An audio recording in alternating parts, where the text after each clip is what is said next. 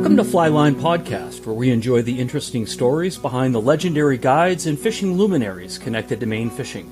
I'm Michael Jones. Today we'll be talking with our special guest, Bob Dionne. Bob Dionne is a very close friend and was incredibly inspirational in my fledgling years as a Maine guide. In short, Bob was a professional mentor and guiding light for my ultimate career in fly fishing. Bob grew up in the Waterville-Skowhegan area, and as an adult, he took on fly fishing as a passion sport, learning the art from his close friends. He worked as a product developer for Forster Manufacturing in Wilton, Maine, and was a successful private consultant in product development for many years, eventually deciding to take on a larger role in the Maine fly fishing community as a fly fishing instructor, a fly shop owner, a professional Maine guide, as well as becoming an established source of inspiration for many people in the Western Mountains Maine fly fishing community. Bob has served as a Federation of Fly Fishers casting instructor, a registered Maine fly fishing guide, and has worked in many capacities to help people advance their skills in the sport, be it as a drift boat instructor, arranging courses for split cane rod building, or hosting special guests at his outdoor retail shop, Aardvark Outfitters. Bob offered a variety of instructional courses, seminars, and slideshows and in-person presentations, while always trying to promote the outdoor community to build the sport of fly fishing and outdoor recreation with his careful vision and influence. He predominantly guided fly fishing through his career on the Kennebec River, the Androscoggin River, and associated tributaries, as well as the Rangeley Lakes region. Bob developed a very unique approach as a guide and instructor, and has a perceptive ability to identify people's unique learning styles and offering purposeful feedback in a way that is meaningful and easily translated for his students. Bob is a student of the sport. His students and clients ultimately become friends, and he is highly regarded for his deep understanding of his mastery through careful study and research. He has a strong passion for reading and historical research, which has proven to effectively support his teaching for the Maine fly fishing community through his guidance and influence. Bob lives in Vienna, Maine with his accomplished wife Nancy and has 2 adult children, Caleb and Ann. Bob enjoys cross-country skiing and backcountry skiing, ice skating, and of course, fly fishing. Without the influence of Bob Dionne in my life, there would not be a Flyline podcast, as he has been a guiding force and ardent supporter of my own professional career in the fly fishing world and has worked by my side as a mentor and friend for over 30 years. It comes with great pleasure to introduce you to a dear friend and beautiful Mainer, Mr. Bob Dionne. Bob, welcome to Flyline Podcast. Thanks, Mike, and I wanted to thank you as well as other men. You have been a mentor to me, believe it or not, and even though our age is quite different. And I'd also like to thank Macaulay Lord, who taught us both of us what we didn't know about fly casting. I'd like to thank Joan Wolfe, whose school for instructors I attended, and Lefty Cray, who I guided a few times and became a friend. So it's great to be here, Mike. Boy, you just took a walk down memory lane for both of us there. I mean, I remembered, Bob, we have just, this podcast could be 5 hours long for you and I. We have so many great stories to tell, but I forgot, you went to the Joan Wolfe School to learn, was it fly casting instruction or was it just fly casting in general? Or just remind me of myself and the audience. Well, it was fly casting instruction, and I'll never forget the day she had us pick leaves off a tree about 30 or 40 feet away and say, okay, your task is to hit a leaf on a tree, which I thought was impossible until she had us doing it. It was really impressive. She was is, as far as I know, still alive, a beautiful woman, and a little itty-bitty thing. She was 5'2", yet she won the National Casting Championship back in the 50s, and she could cast. She was a beautiful caster. Yeah, it's funny that you brought her up because we're going to do our Flyline flashback in the middle of this conversation about Joan Wolfe. I think she's a great compliment to the work that you've done and what you represent. And Bob, let's for the audience and also just for my own recall, remind me how you originally got started in fly fishing. I was interested in high school, but I never seemed to get around to it. I was busy and occupied with other things. And then a good buddy of mine named Scott Pratt from Weld, Maine, took me to Quimby Pond and we had a hilarious time and actually caught some fish on Quimby Pond in Rangeley. It was that was the first experience with fly fishing, and I thank him to this day. And did you just continue taking on the sport on your own, or did you start doing it with other people? What was the next segue after your trip to Quimby Pond? Well, Mike, I'm going to admit to you something I've never told anyone else uh, directly, and that is I lost my first child, Brooke, when she was 14 years old, just turned 14, and to a brain tumor, which was a result of childhood leukemia. At any rate, I like to think that fly fishing saved my life because basically, when you have a family member like that pass away, it's tough. It really is tough.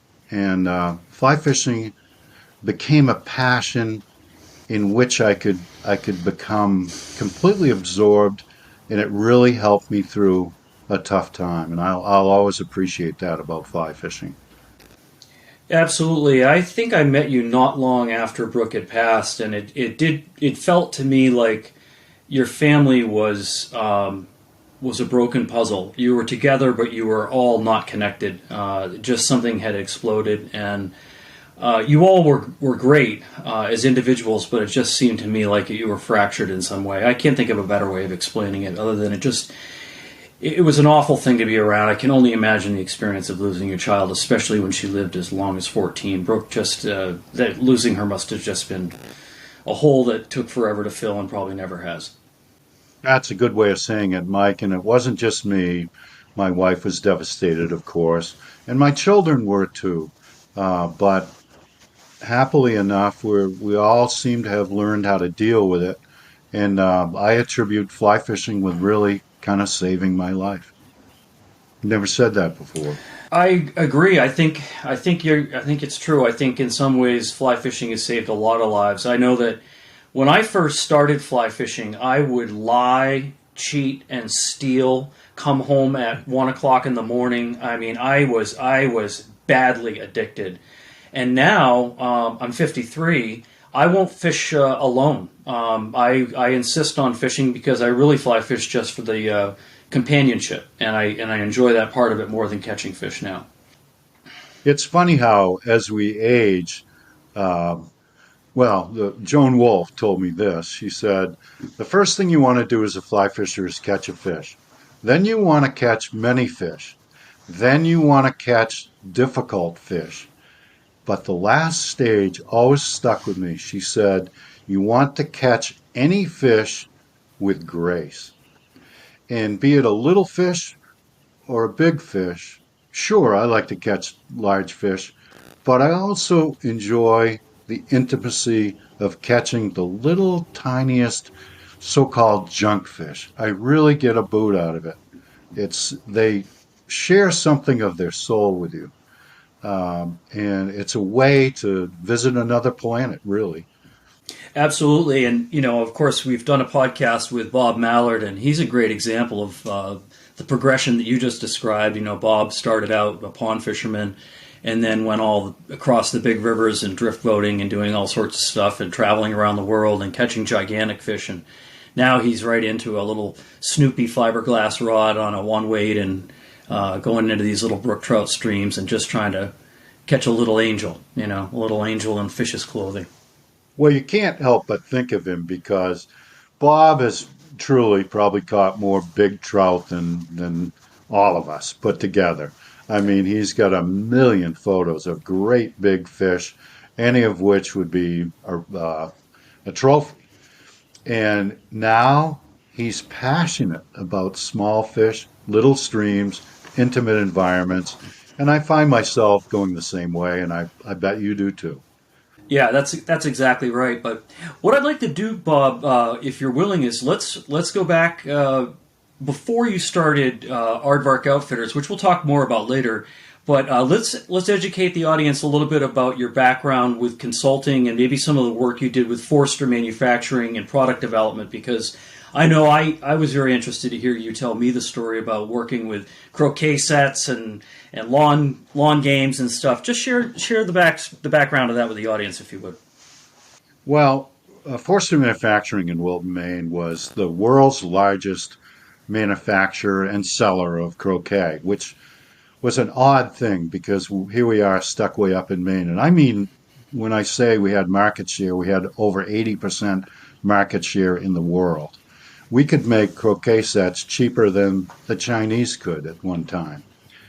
And the new regime came on board Forster's, and they decided we should be more than just croquet. We should be lawn games. And that's kind of where I came in. I had credibility within the company, and these guys were sort of new folks, and they wanted someone credible to develop products such as horseshoes, bocce, volleyball post and net systems, badmintons, and I'm proudly the inventor of the adjustable croquet tetherball set, which basically had an adjustable pole and was a moderate success. But at any rate, I developed all those products for Forster, and it was a great experience in my life. It was very demanding, but I learned a lot, and I'm always grateful for that. The company was like many privately held companies, was sold, and I was downsized, which Yeah. I'm not bitter about. They treated me fairly. Yeah. And then I became a consultant, which brought me to Bentonville, Arkansas, at just the time when I was truly falling in love with fly fishing. And as a result of that consultancy, well, I don't know, consulting, uh, they offered me many jobs down in Arkansas and in New York State and pretty much anywhere I wanted to be. But I didn't think my family would survive that ordeal of moving at that point. We were pretty fragile. So I was falling more and more in love with fly fishing, and I took a big leap. I said, well, if I'm ever going to do it, I'm going to do it now. And so I parlayed my love of fly fishing into a fly shop. And I traveled out to the world's largest fly fishing show, and the best consultant in the world about fly fishing said something to me that really rung true. He said, if you think you're going to own a fly shop and do a lot of fly fishing, you're wrong. And I said, no, I'm not. I am going to fly fish no matter what. And just as you said earlier, I would lie, cheat, and steal to fly fish. I was that much in love with it. And thankfully, my wife finally understood and knew that when I came home at midnight with a row of miniature machine gun bites around my neck, that I didn't even notice that I really was fly fishing. uh, and that led to, as I say, to opening of Aardvark Outfitters, which was a fly fishing store in Farmington. Exactly, and that's actually when we first met. I was working in the same building, and there was a similar store, Red Oak Sports, that I was working at full time. And we had some moderate success. Things were going well. We were mainly selling canoes and outdoor products like camping stoves and tents, kayaks, hiking boots, things like that. And Bob was going to move into what eventually became just the fly shop part of the building. And it was a one-room area. He renovated it, big open windows, great photography, had all the right stuff, sage rods and different price point rods too, so that you could really sell things to all the whole audience, rich or poor. And what few people know is that Bob really for Farmington, he was the first person to bring to Franklin County the modern tapered leader. Before then, everyone had only used Maxima tippet for at the end of their fly line. And so 6 months away from the Chester Greenwood Day, where they celebrate the invention of the earmuffs, they have the Bob Dionne Day. There's a big parade in town with a tapered leader, and the women wear tapered leader hats, and the men wear a tapered leader, basically all the leaders crocheted up into a necktie. It's quite an affair. But Bob brought the tapered leader with Aardvark Outfitters to Farmington. And the parade, Bob, is in June, I want to say, right? Very Yeah, so good, Mike. the last minute there was a complete farce, people. But it is kind of true because Bob brought a lot of innovation into Maine when it came to fly fishing. He knew a lot about the sport and how it was advancing. Much like Bob Mallard did the same thing, and even guys like Mike Holt and Danny Legier were really starting to pioneer into modern stuff, fluorocarbon indicators, stuff like that. But so anyhow, I met Bob and. I didn't want to work for this other guy anymore. I just fell in love with Bob. I mean, to know him is to like him. He was gentle. I knew he was going to be successful. I wanted to be a part of that success. I also had more passion for fly fishing than I did hiking or canoeing. I had already been a guide at that point, but Bob aspired to become a guide, and I think through each other's influence, Bob got into guiding. So let's talk about that a little bit, Bob. With some of the first things that we were doing with Aardvark Outfitters, slideshows. You tell the story. Well, picture an outdoor sports shop that I had a fly fishing store, and in the winters I focused on cross country and backcountry skiing. And beside me was Red Oak Sports, and they did kayaks and canoes and other outdoor items. And I noticed Mike was just a hard-working guy, very smart, very flexible, and I got the sense that wasn't being served well by this other fellow who was just trying to run a business, not his fault or anything like that. But anyway, it came that Mike wasn't. Red Oak Sports decided to move, and Mike didn't want to move locations, and I scoffed him up. I'll be dead honest. I said, "This guy has a lot of potential," and we were both falling more deeply in love with fly fishing. I read everything I could about fly fishing, and is still to this day one of the best casters I know. So we hit it off. And then that Thank you. partnership really resulted in a couple of different things, which was we introduced snowshoes. Mike did the best radio ad I've ever done. And we had people coming from all over to buy snowshoes from us. And at one point, we had the largest selection of snowshoes in New England, I'm proud to say. And people did really come from all over to buy from us.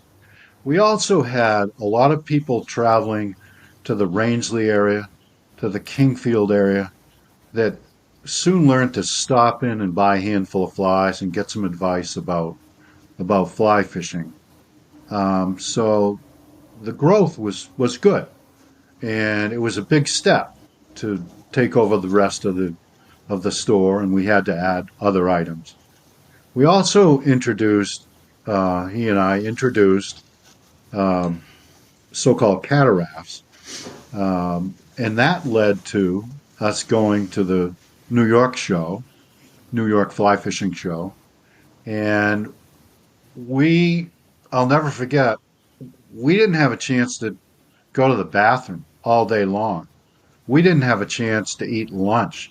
People No. were interested, which in a backhanded kind of way led to drift boats, because one of the drift boat manufacturers noticed how busy we were and how pretty good we were at selling.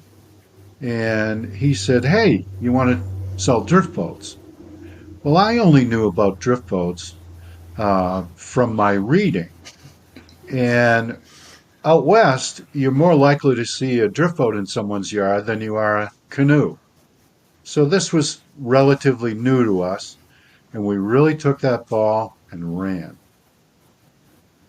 Then we kind of were at the right place at the right time with backcountry skiing, which led us into telemark skiing, and there was a growth curve there, which we both loved. Mike was a great skier. I was less than average skier, but we shared the passion for telemark skiing and caught the wave, so to speak. So that's kind of an outline of what happened with Aardvark Outfitters. It is, and one of the things that I think isn't obvious, unless people know you, Bob, or even myself, is that one of the reasons that we were successful with telemark or with fly casting or drift boats or anything is we always knew to go and kneel at the feet of the masters. As an example, we worked very closely with the owners of Hyde drift boats and Clackacraft drift boats.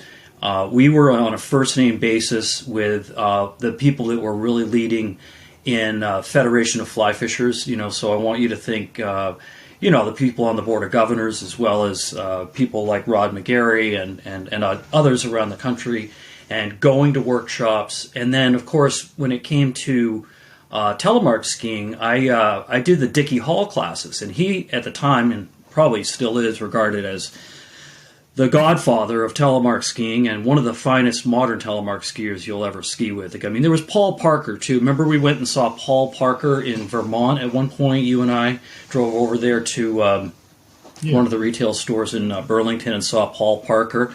And he was an interesting guy as well. But again, to the theme is that we always knew that in order to gain momentum in whatever department we were trying to build, either in our own lives or just for the store, to really go to the feet of the masters and learn from them. And that paid dividends for us, It sure did, and I'll never forget going down to New Hampshire with you, and we were very excited about fly fishing, and we were both pretty competent, homegrown fly casters, except we didn't know what we didn't know.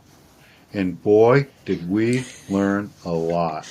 Not only Yeah. about Oh, casting man. ourselves, but also about how do you tell other people, how do you teach them how to cast?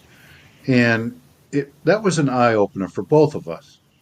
Absolutely, it was. I remembered the thing that one of the things that Lefty Cray always used to say, and it relates to what I'm telling you that, so I can tell you this. Is Lefty used to say, double hauling only teaches you how to throw your problems further away. And I learned how to double haul from my neighbor when I was maybe 14 or 15. So I was quite the double hauler. I looked like, doing, my hands are going all over the place. And I remember Mac Lord just casually walking up to me. We were all casting out on the lawn of this ski resort. It was summertime, and it was a rainy day, I remember. And he walked up behind me and kind of leaned into my ear on my left side, my non-casting side, and he said, "Stop double hauling." And I stopped with my left hand, and I fell apart. I didn't know how to fly cast. And he just saw it, and he walked away.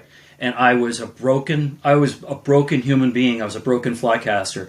And then he came back and he said, "You need to learn how to cast only with your right hand before you start using your left hand." And oh man, that changed everything for me at that point. And I do that to this day. I have guys that come and hire me to guide them, and they're big time double haulers, and I'll see they really have a terrible loop, or they're just putting way too much energy into it. So it's those little pieces. We could go on and on about fly casting. It's just wild. But Bob, I want to talk to a little bit more about some of the programs we did that were not fly fishing related, just because they're also interesting.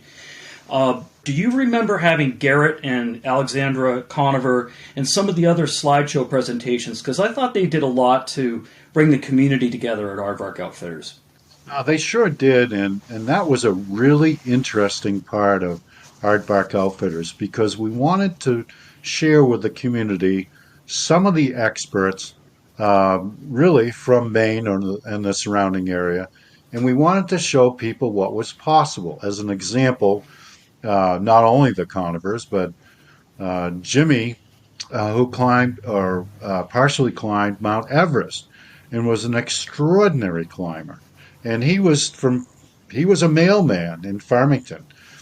So we had a lot of fun with those presentations, and we did a bunch of them. And while they didn't really add to the coffers as much, we definitely added to the community exposure to fascinating aspects of outdoor activities, I believe. I should mention, Mike, too, that it led us to our most successful class, which was led by Marty DiMuzio on becoming a Maine guide.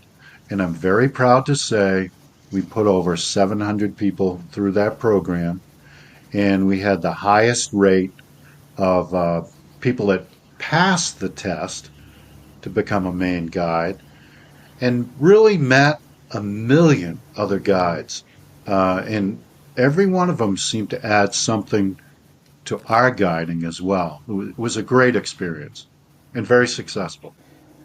Absolutely right. So we also had Lila and Carol Ware on, and they were, of course, they're revered as having probably one of the largest main guide classes in the state. And but I think that for all the classes, I don't care if it's LL Bean. I even understand that Celine has a guide class now. I think the guide classes, wherever they are, they're going to be good. It's more like they're regionally based. So if you lived in the Franklin County, Farmington area, you'd come and take our class. That was just the right fit. And Marty DiMuzio, who was from New Sharon, I believe, was our instructor. And Marty was great. And it was at a time in Marty's career where he was looking to do some mentoring, and that the guide class was a perfect fit for him. And he was so damn methodical, Bob. I mean, he got everything right, and he was just so thorough. I don't know if that's the right word for it. Fastidious, maybe? Absolutely fastidious. And his method of teaching map and compass, which is one of the hardest part of getting your Maine guide's license, was absolutely foolproof. I think 95% of the people, 98% of the people passed map and compass when they took that course. And I'll always be grateful for him. And not only for teaching others, but for also teaching me about map and compass. Yes, exactly. I agree with that. Bob, I think we may be at a good point to take a short break and come back. And I want to talk to the group a little bit more about what we did with drift boats, drift boat guiding, and the New England Drift Boat Center, and talk about a few other things that help to decorate the story that we both share together and who Bob Dionne is as a person. Thanks, Mike. This Flyline flashback is about the famous fly casting legend Joan Wolfe.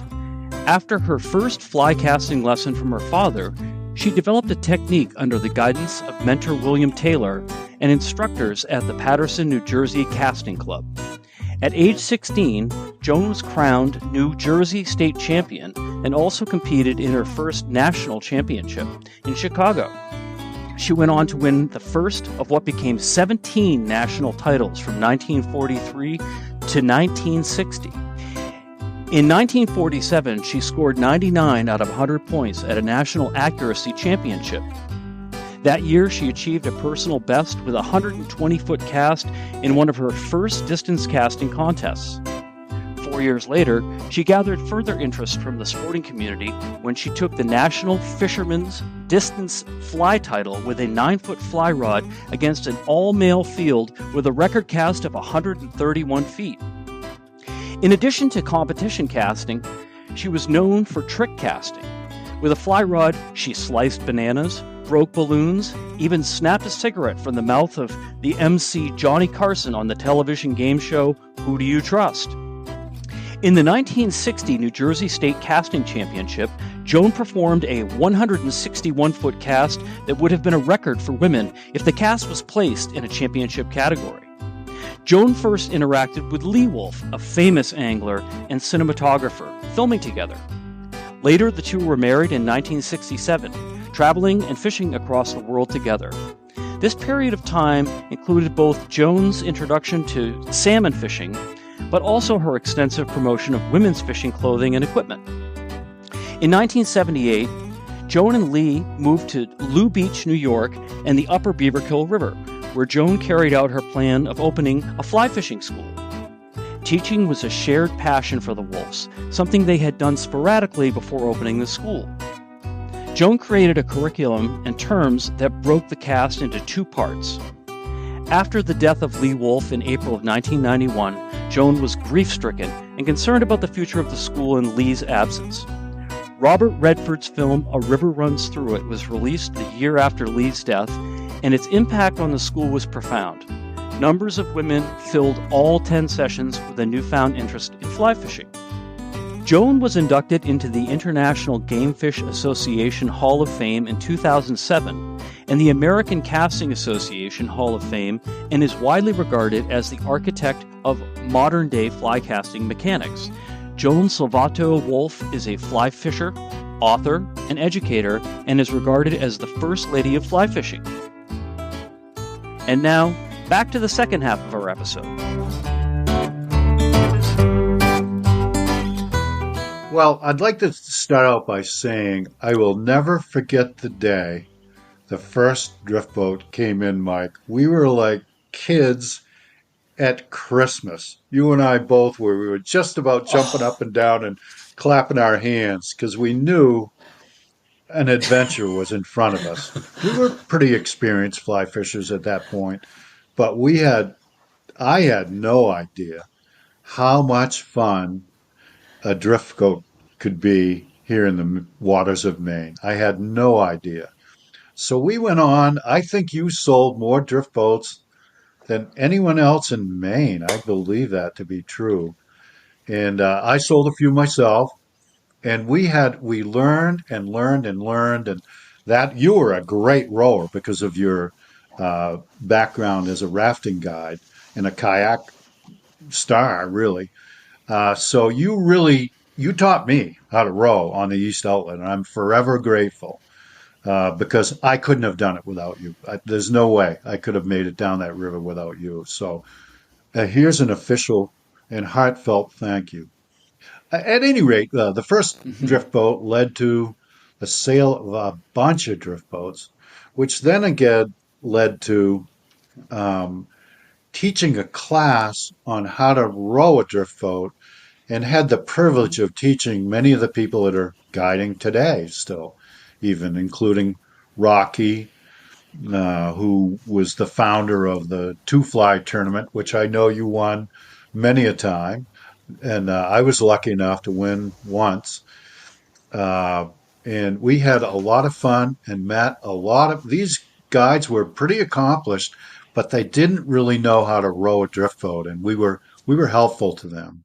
I'm also really proud of teaching a bunch of kids, high school kids, over at the LL Bean Fly Fishing School in Solon. And I'll never forget the day one of them walked up to me and said, "Hey, I guide in Montana in the summer, and I go to South America in the winter, and I'm guiding, and I owe it all to you." I just about cried on the spot. So that was a great part of my life. And also, it led to my appreciation of women fly fishers. As I studied the history of fly fishing in Maine, I realized that women fly fishers from Maine were the most important fly fishers, women fly fishers on earth. And I really felt that they were underappreciated and really needed some exposure. So I started an event called Women Fly Fish Maine, and I invited an expert on Fly Rod Crosby, one of the most famous fly fishing women of all time. And we had a woman named Glenda Allen who came over and talked about fly tying.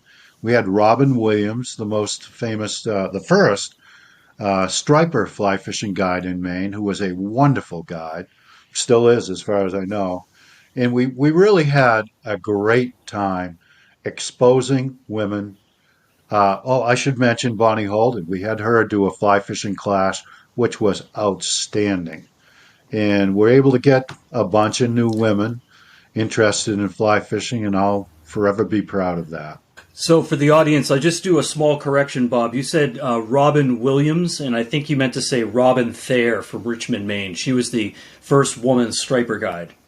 So yeah, that was a wonderful program, and I always stepped right out. I wouldn't attend it because there was no room. I didn't want there to be any evidence of a Y chromosome at that event, so I stayed right away from it. But you did a great job. You mentioned Bonnie Holden, you mentioned Robin Thayer, you mentioned Glenna Allen. And also another important woman that had a relationship with the shop and with ourselves, of course, was Kathy Scott. And David Verenbergel, her husband, and Kathy, they had some fun classes for teaching people how to make their own cane bamboo split cane rods. Also, Celine Dumaine, who probably at this point is Maine's most famous fly tie. She ties without the use of a vise, which Carrie Stevens, who invented the Gray Ghost up at Upper Dam in Rangeley. So we still have that continuing tradition of wonderful women fly fishers, which to this day I still feel is underappreciated. Absolutely, I agree with that. Celine has started a shop in Gardner. I'd like to just give her a little bit of promotion on the podcast. Celine has always had done well with fly tying. She did run a shop at one point down at Fort Andros in Brunswick, and I think that the recession gobbled her up. And then she's going to take another shot at it. She's opened a shop in Gardner, and I think we should all make it a point to go and leave a little bit of money behind when we go to visit her. Absolutely, and I had the pleasure of having Celine as an employee for a bit, and we would howl when something came in to put together because she had an engineer's mindset and she could put together anything, make sense out of anything. And I was nothing but thumbs. So I was happy to let her put things together. And she was also a wonderful designer of flies, still is to this day. And I wish her good luck in her new enterprise. Yeah. So I think Celine's going to do really, really well. I mean, you can't. No one's going to make $1 million running a fly shop unless they start with two and get out after a few years. But we do wish her the best. And a couple of things I'd like to do, Bob, is I want to tell the audience a couple of funny Bob Dionne stories.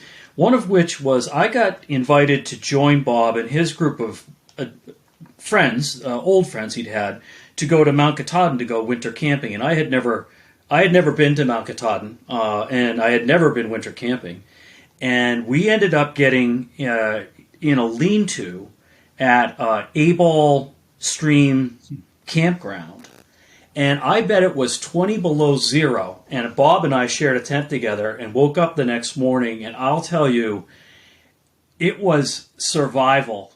Do you remember that, Bob? I do, and the tent, believe it or not, was much warmer than the lean-tos. I had spent a night in a lean-to, and the cold from underneath was unbelievable. And yes, you're not exaggerating. It was 20 below that night. But it was relatively, believe it or not, it was relatively warm. And yes, death was looking at us in the eye if we hadn't had the right gear. Yeah, it was great, and we had a couple of telemark festivals. We did a telemark demo day at Sugarloaf every year that we both attended together. You would always come up and we'd run them together. And we'd get the telemark skiing for the listening audience is a unique type of skiing where it's very reminiscent of what skiing originally was in Norway, and that your heel was not locked to the ski like a modern downhill ski. A telemark skier is known as a free heel skier.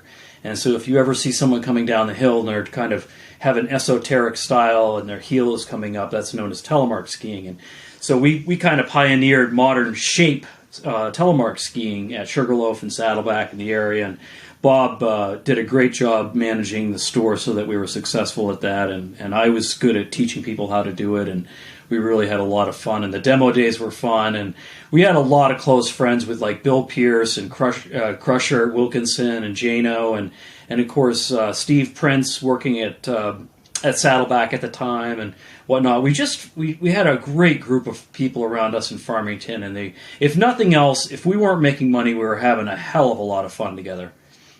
Mike, imagine my surprise when the other day I met a distant in-law family member, and he turned out to be uh, one of these jumper guys. And I think he told me his highest jump. No, I'm sorry, he was a diving guy, also a ski jumper.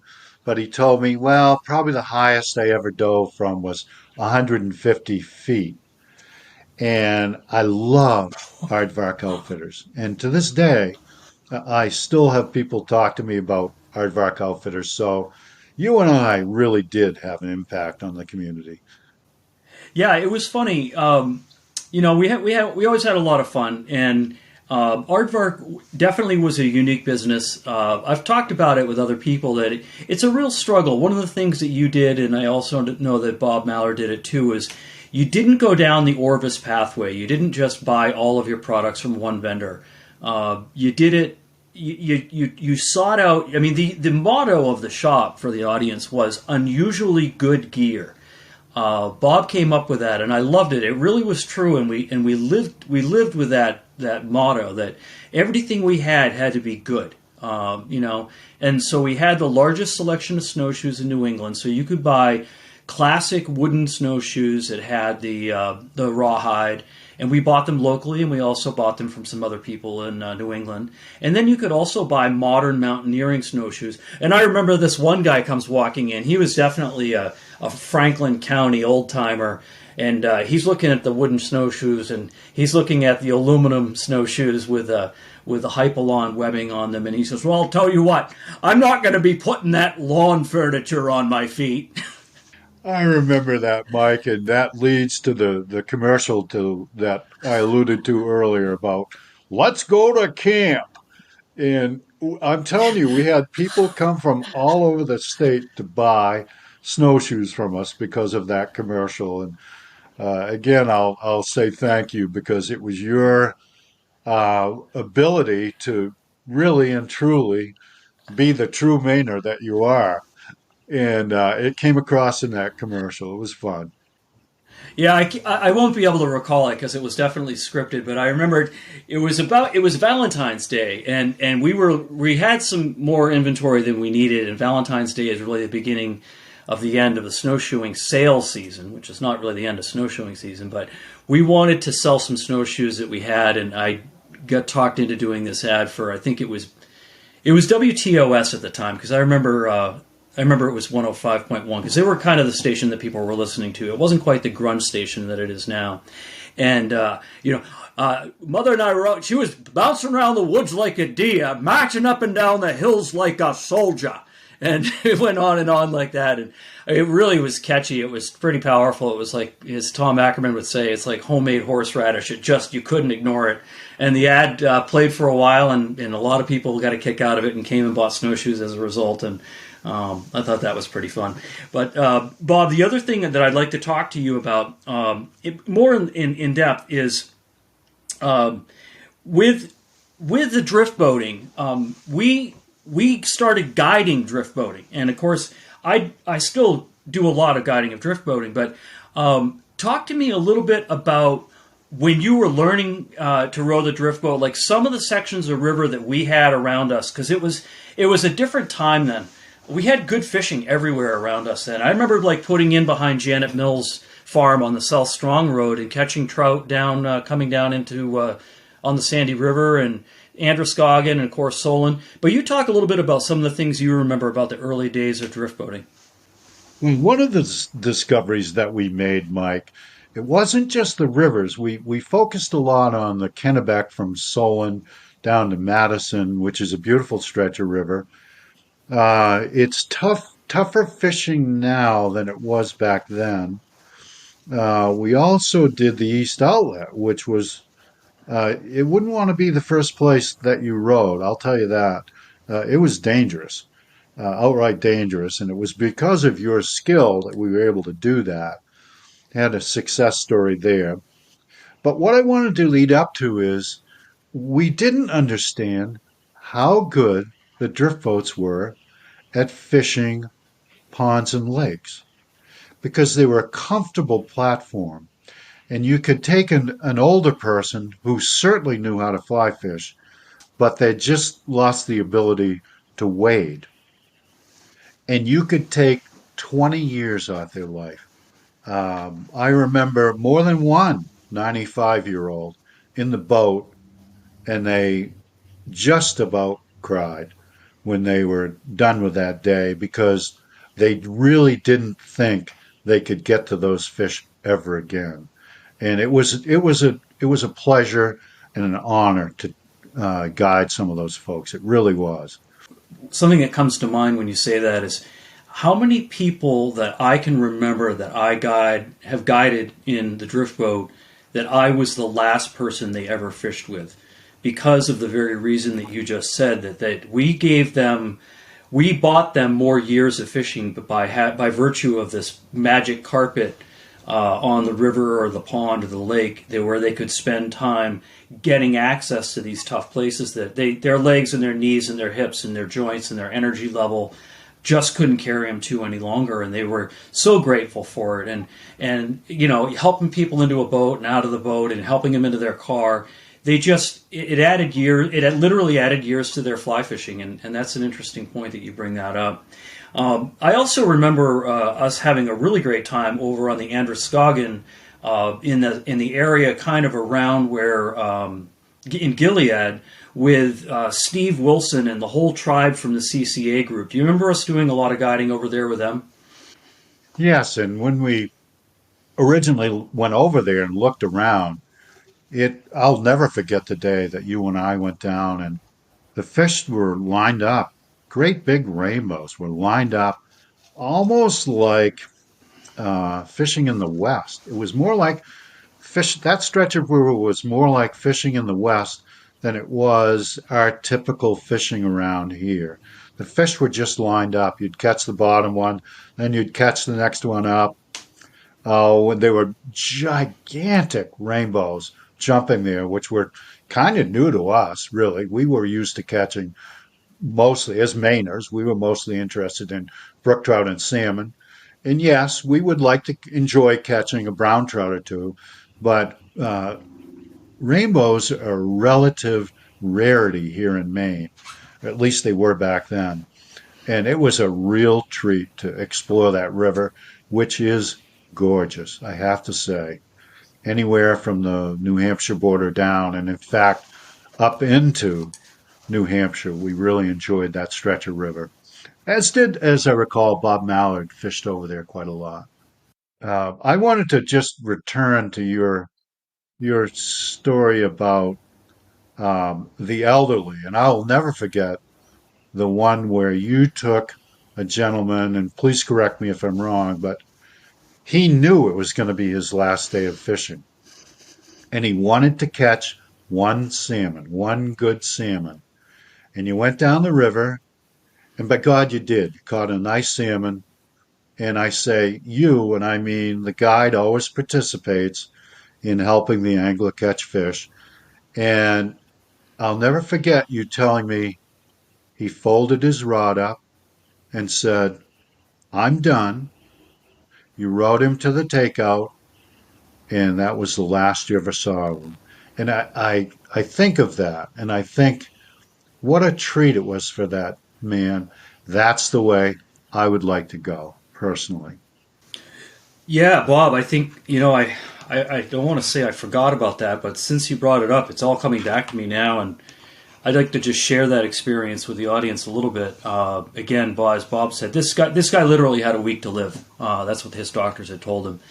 And he was in the front of my boat. It was June. It was very warm out. There were insects coming off everywhere. Everyone was fishing with dry flies.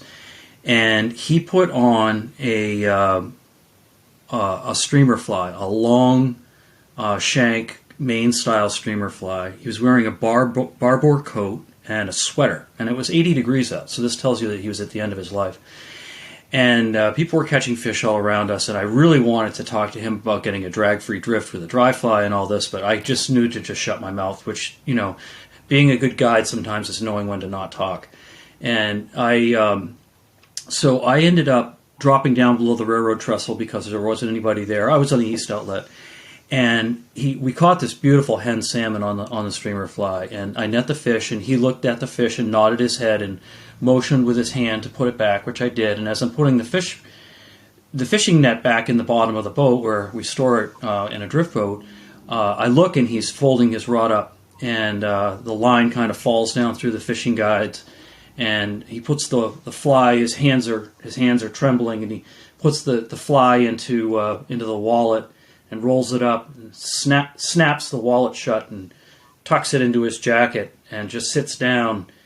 And I actually don't think he said, "I'm done." I just knew he was done.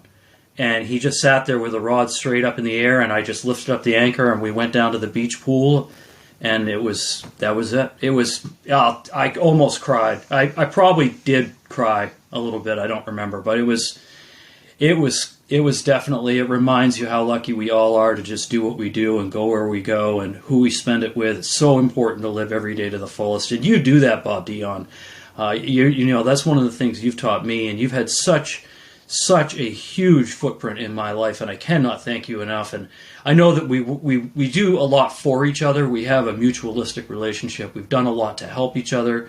But you, more than anybody else, you've been the person that's guided me along, because one of the things that I think I just want to finish with before we sign off is I want to talk about how Bob is a consultant. And what a consultant really does is they look at someone or something and they can see how to improve it. And I touched on it a little bit in Bob's intro, but he truly is a natural. He's a visionary. He can see things that other people can't see. He can see mistakes people are making that they don't know they're making. And he always taught me in my guiding that if I was going to be successful as a guide, I needed to look at the guiding career as a ladder, and that you had to keep adding rungs if you were going to be doing travel or instruction, or you needed to have different water. You always needed to have something new to do. And a big part of what Bob always had something to add was the history. And I know that, talk to me a little bit just before we close out, Bob, about your interest in fly fishing history and why Maine was so perfect for us.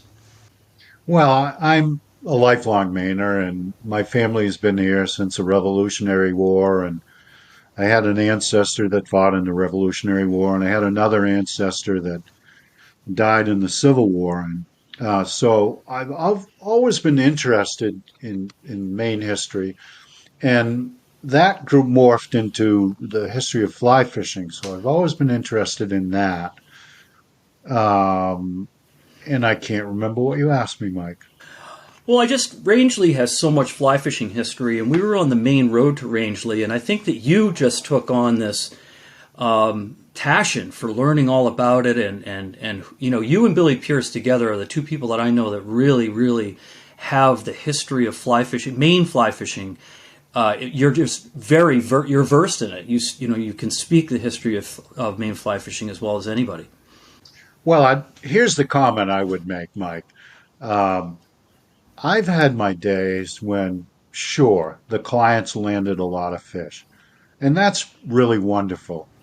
But I also remember the days when we didn't catch a damn thing.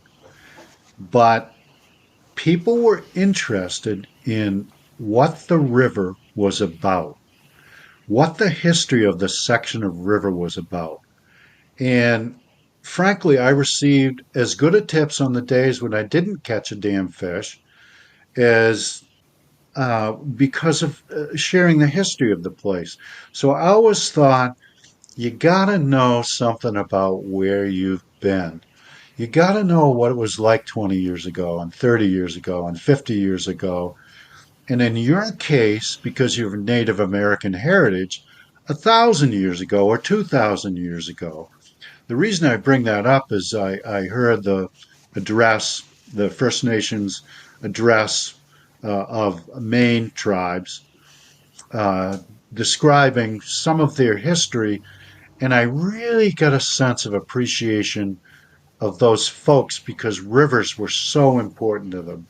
And I can't help but think of your heritage and going back not a couple of hundred years, not 500 years, not 5,000 years, but even more. And I really respect those Native Americans, and I appreciate all my time on their rivers.